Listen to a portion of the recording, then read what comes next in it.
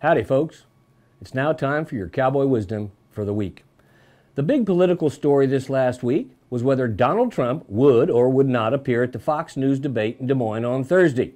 Trump is still mad at Fox News for perceived slights by what he considers unfair treatment at the hands of debate moderator Megyn Kelly. The Donald wanted Kelly dropped from the broadcast. Fox News boss Roger Ailes flatly refused, and the battle raged on Twitter and talk radio right up until the debate itself. In the end, Trump was a no-show and instead held a rally a few miles away, ostensibly to raise money for veterans.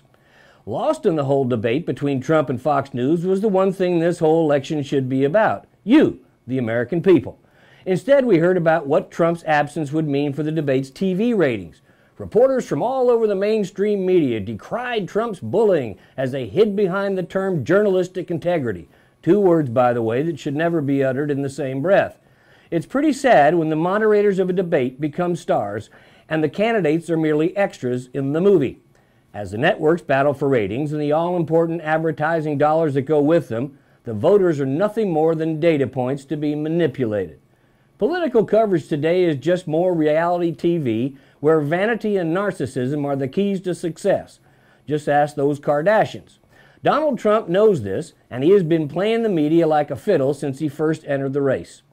Substantive discussions of the issues most folks are concerned about has been supplanted with drivel from the mouths of pundits and commentators, many of whom have never been in a real campaign or a real fight, for that matter. They remind me of the fellow that tells everybody he knows 100 ways to have sex, but the problem is he doesn't know any women.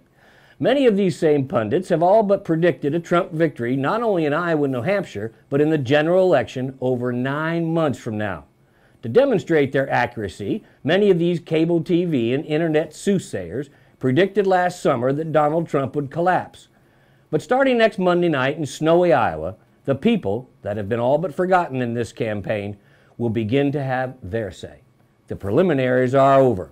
The main bout is at hand, and the voice of the people will soon be heard. So, here's your Cowboy Wisdom for the week, and it comes from Ronald Reagan, who, although was the oldest president ever elected, always looked to the future. Quote, "To those who are faint-hearted and unsure, I have this message. If you're afraid of the future, then get out of the way. Stand aside. The people of this country are ready to move again." Unquote. It's time to turn the righteous anger the people feel into action. We have the power to change the direction of this country, but as Reagan said, it's not for the faint-hearted. America's elites think they can once again pull the wool over the eyes of the people and force their vision on the nation. But the eyes of the people are wide open, and they are about ready to deliver a message that has the establishment in Washington quaking in their boots. Let Iowa and New Hampshire be the Lexington and Concord that lights a prairie fire that will sweep across the land, bringing, as Lincoln said, a new birth of freedom. And if the elites want a battle for the soul of this nation, then let it begin there. That's your Cowboy Wisdom for the week.